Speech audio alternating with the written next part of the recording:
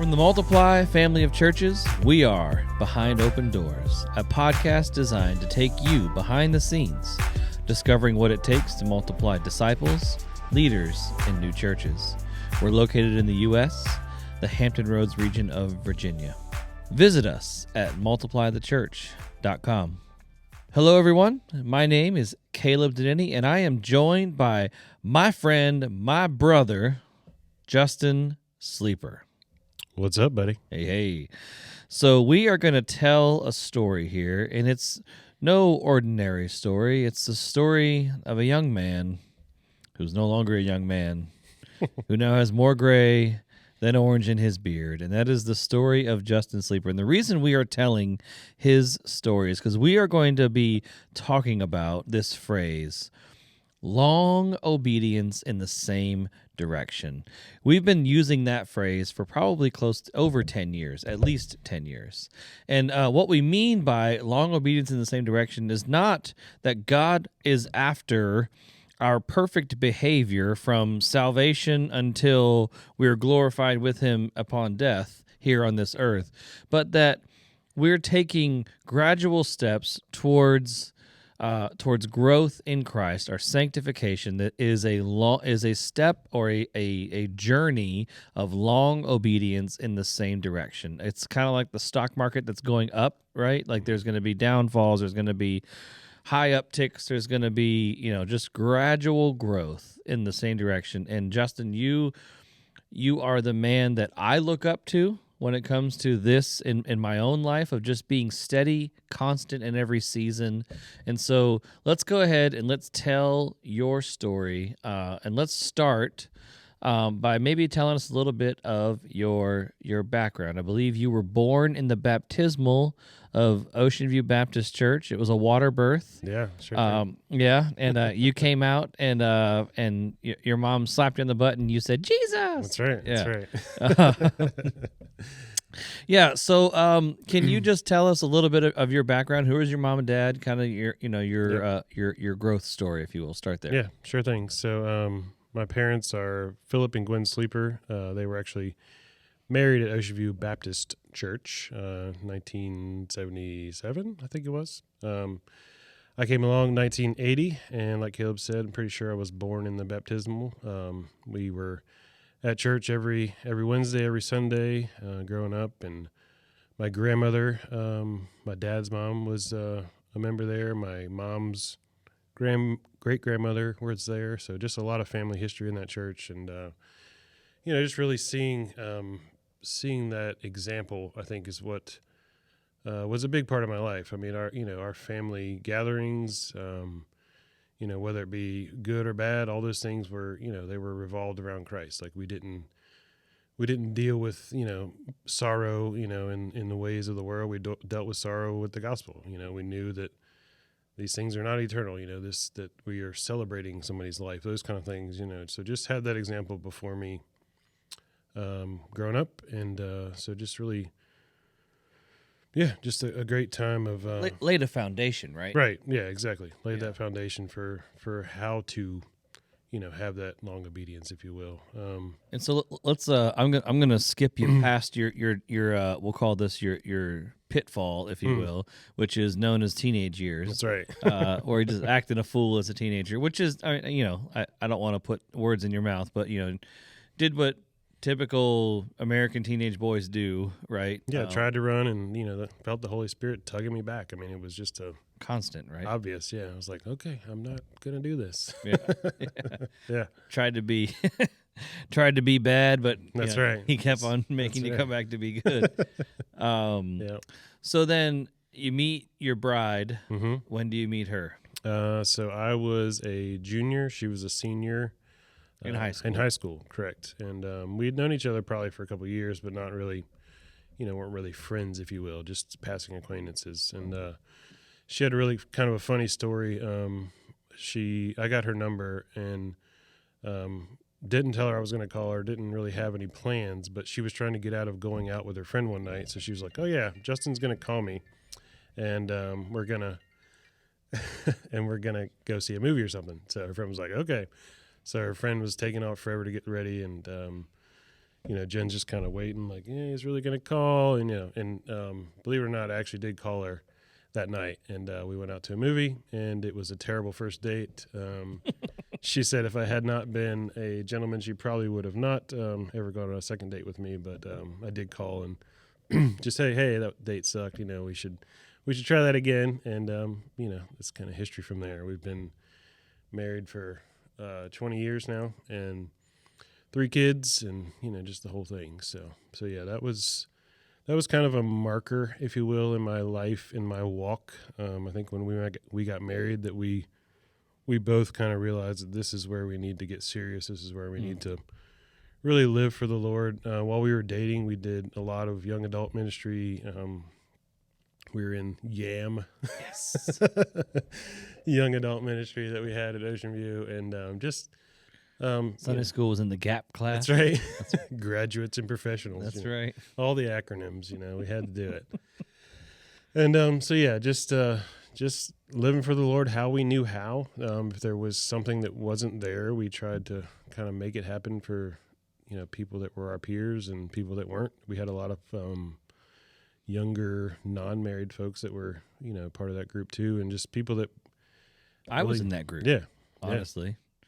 I was a little younger Right. than you guys, but I was in that. I remember you guys doing that stuff, Yeah. and it was kind of like the church was transitioning from Right. a vibrant church to more of a tailing off Baptist church, and so you guys were trying to revive it with life, and I think you guys did a good job, because there are remnants of what you guys did, the ministries that you guys did, that still exist at the church, 20 years later. So Yeah, we did a lot of things at my parents' house. They hosted, if you will, and we just, we had something similar to what we do now with small groups. We had a meal, and, we just hung out and shared the gospel, read the word and shared the gospel with each other, and really just did life together as a group. People came and went, and, over time, and eventually it, as everything does, we transitioned into more of a group with, young marrieds and people with kids, and our ministry just kind of developed from there. And we've taught Sunday school, different things over the years, but just always been serving, if you will,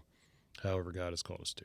So yeah, so you guys are married, been married for a while, and of all of us in the crew of young married folks, this is, again, we're not young.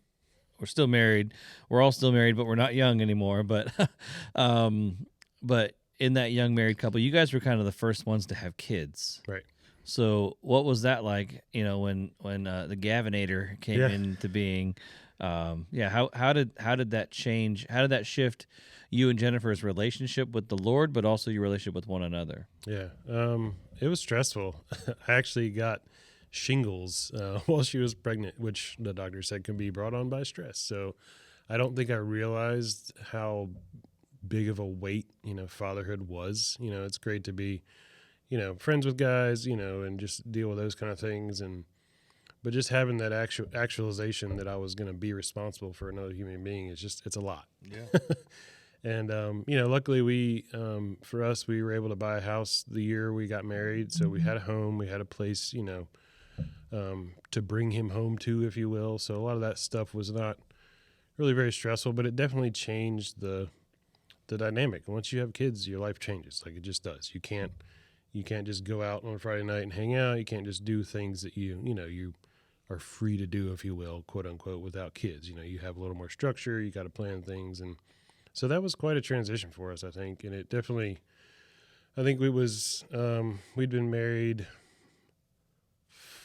what was it? Probably 3 years at that point, 3-4 years. So, right in that phase where marriage is kind of hard anyways, and then, a kid comes in on top of that, and it just, was a difficult.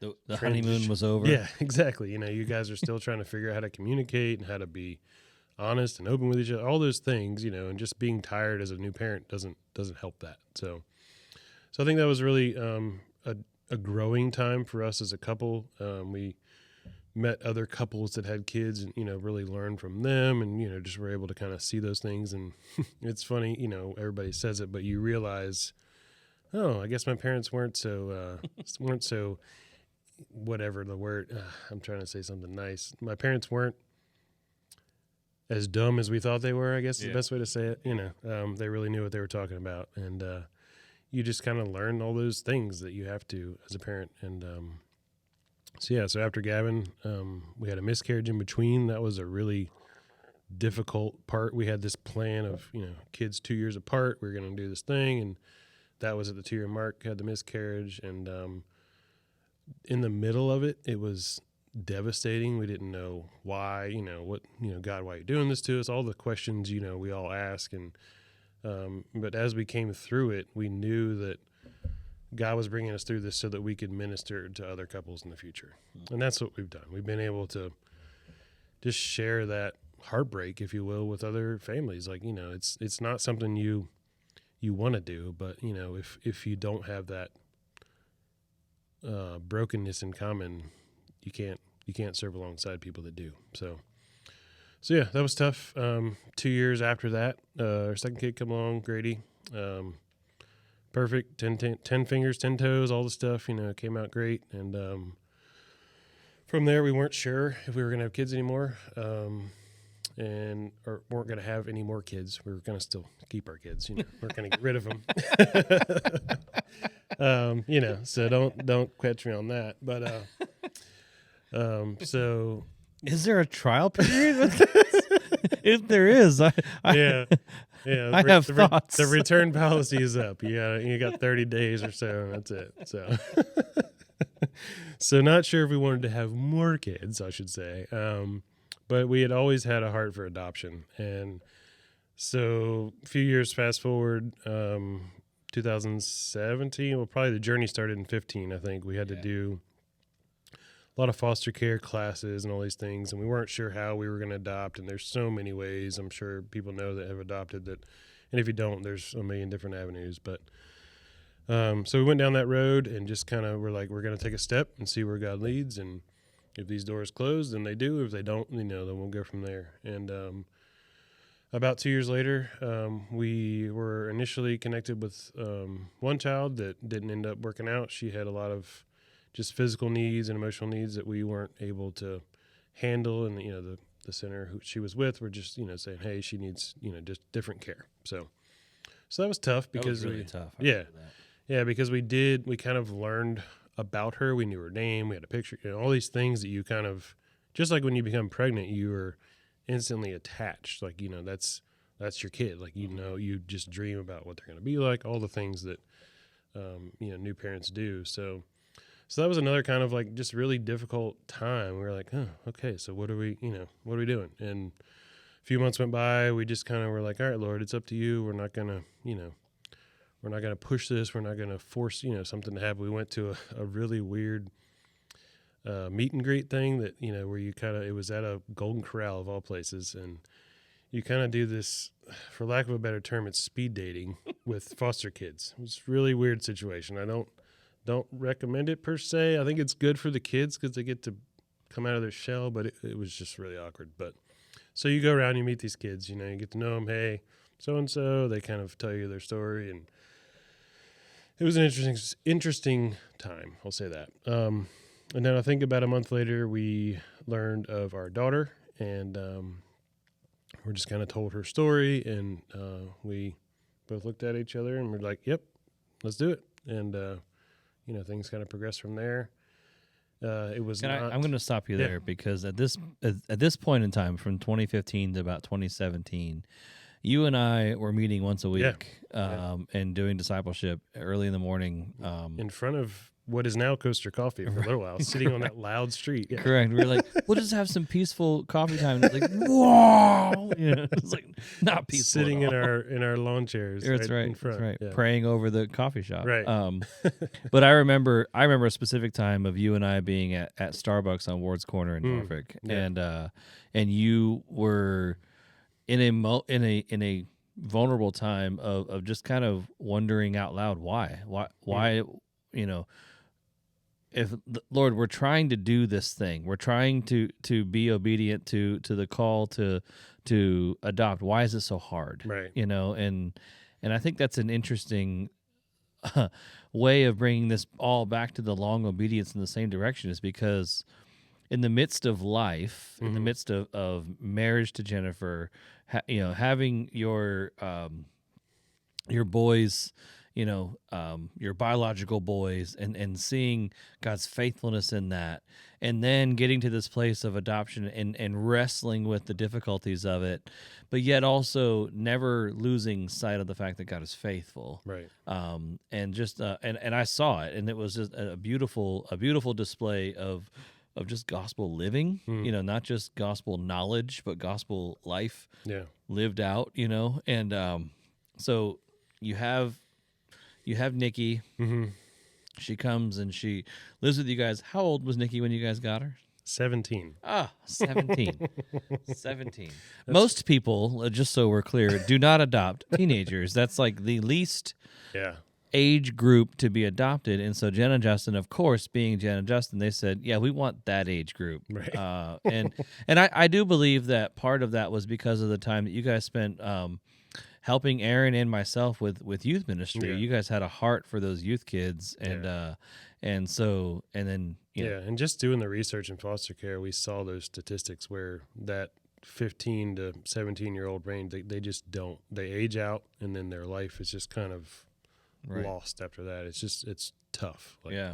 So that was a shift in our adoption journey, really, where we kind of landed on that. Like, yeah, older, teenage girl, and the girl part is just that you don't want to have sons that are older than your son. There's a lot of information on that just for the household type family thing. dynamic. Family dynamic stuff. Yeah. Yeah. So yeah, we landed there, and a lot of people were like, why are you doing that? Why are you adopting a 17-year-old? And he said, why not? She's still a child. She still needs a family. She still needs to be loved. So why not do it? Yeah. So and we learned a lot of those reasons that, the questions people had, the difficulty, it certainly wasn't easy. Imagine being thrown into being a parent of a teenager when you don't have teenagers. Because at this time, our boys were, I guess, like 8 and 10, somewhere in there. They were not rebellious, jerks yet. They were still sweet, and they would give us hugs and, tell us they love us and all that good stuff. And here comes this fiery redhead teenage girl, and she was tough. She, just had a lot of history and trauma in her past that just made her life tough, and she wanted to take it out on us, and we understood. We were like, we can handle it, and we almost didn't. There was a time where it was really hard. It was really hard on Jen, and she definitely grew through that time. We did, together, but for her, it was a different kind of growth. It was something where she had to realize that this is not against me. This is just against, past traumas and all those things, and just had to really grow and give that to the Lord, and that's. Well, there's humility in that. Yeah. There's humility in being able to see that this is not Nikki's attack on Right. you. This is Nikki's attack on her past. Yeah. And you guys are the first ones who were willing to listen to it. Yeah. So you guys come out of adoption, and you got your kids growing up to be in the teenage years, and all the difficulties that come with that. And you're always, the gospel's ever before you guys and ever before them, and so really right out of that transition, you come into a season of really being co-founders, if you will, of Little Creek Church. Yeah. And so you and I were in the back of the Prius, Yep. right? And this, as we've told the story, Yeah. of like, hey, Justin, you want to plant a church? Sure. Yep. Sure. Whatever. and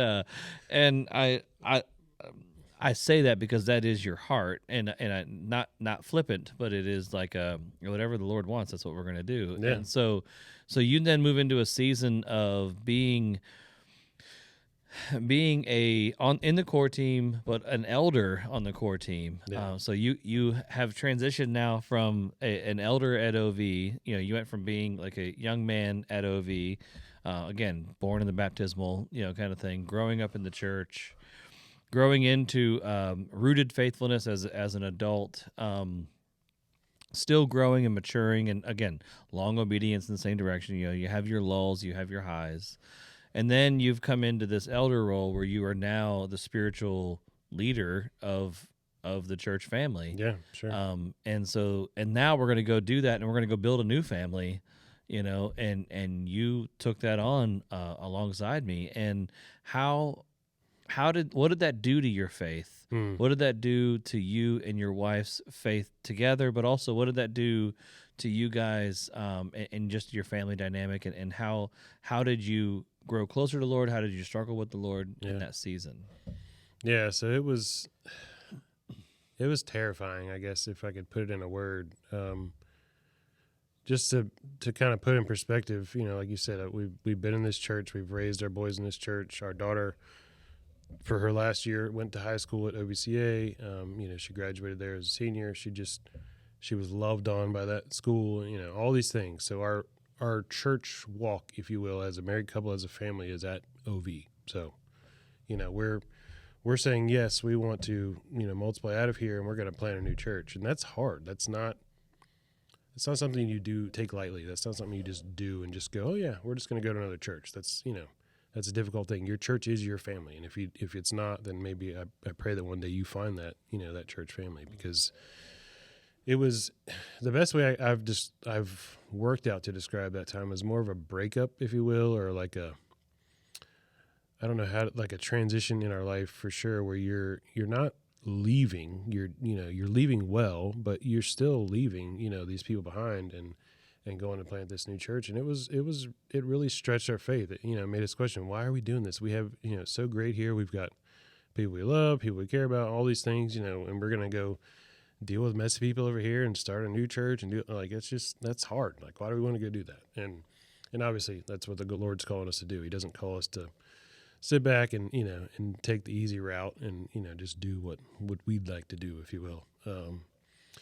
So during that transition, it was weird. We had to walk through it. We had to talk about it and really just kind of say, what are these feelings? Why are we, what's going on? Our kids were kind of in that transitional phase of being in youth group, and we're taking them away from the youth group and making them walk around the streets with us and knock on people's door, just stuff that kids don't want to do, and they had to sit in the floor of a, little hall that the city council, or not city council, but the Civic League met at, and, just weird stuff. It was tough for them. But I think they ultimately grew through that as well. And, I've seen that, just in their maturity and their ability to, just talk to people and, be open and not be sheltered, if you will. I'm gonna chime in on our kids for a second, because we have my oldest and Grady, your youngest boy. They're the same age, basically, a couple months apart. Mm-hmm. And then Audrey, my next oldest, she's a year and a half behind them, right. And so they all bonded together. And I think to this day, 5 years later, they're still connected. Oh yeah, because of they all had to sit on that crusty floor. They all had to go outside during the preaching time and do kids ministry. They had to do a lot of the difficulties, and they did it together, and it bonded them as brother and sister. To the point where they go to each other's ball games. Oh, yeah. They love being able to support each other because they know what it's like to have to go, be on the front lines. Right. Yeah. I mean, they had to lead. They had to help out in KidsMin, at their age, right? And it wasn't, we didn't force them to do it, but they rose to the occasion, and they knew they needed it. Right. They knew they needed to do it. They knew that we needed them to do it, and I think they stepped out, and I think it was a huge moment of leadership for them, and an example for them to share. Definitely. So, and it's been a cool, for Gavin too. It brought different opportunities for him that he might not have sought after. If he had been in OV, he started going to Young Life and, doing some other things with kids at school and, just really reaching out to another group of peers that he may not have really reached to if he had that safe place, if you will. Right. So it kind of forced him to kind of find something that he could belong to.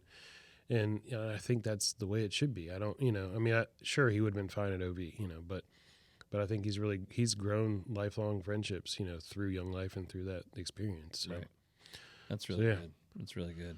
So how have you, we're going to transition, we're going to land this in a minute, but how have you, we've gone from being a church start to now being an established church, and you're still one of the elders of the church. We've added new elders to the team. What does your faith journey look like right now as an elder of Little Creek Church that is establishing itself in the 23518 community? What's your role now? How do you find yourself seeking the Lord today? I think it's definitely. I feel like I've transitioned into more time of prayer and just listening to the Lord and kind of looking. I know, like Robert has said before, that just looking for those opportunities where you see somebody that, that just needs to have a conversation, somebody that needs to, just see what's going on. And I've learned a lot from these older guys that we have here, and I've really enjoyed that. We had some of that at OV, but not as much, I think, as all of us younger guys would have appreciated back then. That we had the old guys around, but I don't think they were as engaged, if you will. And I've just really learned a lot, through this time from guys like Robert and, just his wife, Donna, just people that, just really love the Lord and are getting after it. And it's just so great to see that in what's going to be our next phase of life. Like, how do we get from here to there? That's it. Like, that's how we keep going, because this church plant thing it's exhausting. Like, it's a lot of work, like physically exhausting when we were at AIM, but now it's spiritually, mentally, exhausting when you're, as we all know, people are messy and they're hard to deal with. They're hard to love on sometimes, but that's what we're called to do. We're called to, just to be down in the dirt with people and show them that, the light of Jesus. And so just really during this time, I think I've learned to just kind of be still a little bit and not be able to do everything. I've been working on my house for like a year, and it's, I think everybody knows that, and it's drives me nuts. We haven't been able to host anybody. Like, so our life has kind of shifted in a way that we didn't expect because of this, and I haven't been able to be physically hands-on, which is weird for me because that's what I do. That's what I like, to work with my hands and help people do those things. So I've been able to just be relational. I've been able to just be, have conversations, go out to lunch, things that are just that I normally wouldn't make time for because I was doing other stuff. So right. The Lord just kind of, transitioned that, I think, in the last year specifically. But yeah, just during this time at the church, it's changed, So that's good, man. Thank you. Yes, sir. Excited to be able to share these conversations. I think when we do talk about long obedience in the same direction, we have to remember that this relationship with Christ is not a momentary get out of hell free card. Yeah. When our life is changed by the gospel and we are convicted of our sin and we repent and we're justified before the Father because of the work of the Son, we are then started on a long journey of sanctification until we get to be in glory with God again. And so I wanted to tell your story of sanctification because I think that with every mark of milestone in your life, you saw God's faithfulness and you pursued His faithfulness, and so I appreciate you sharing that. And that's how you get through those things. You have to just press into the Lord. When nothing else helps, the Lord is there. It's just so. Yeah. Thank you. All right. You've been listening to the Behind Open Doors podcast, where we take you behind the scenes, discovering what it takes to multiply disciples, leaders, and new churches. Let the word dwell richly in you, and may God multiply your efforts for the kingdom.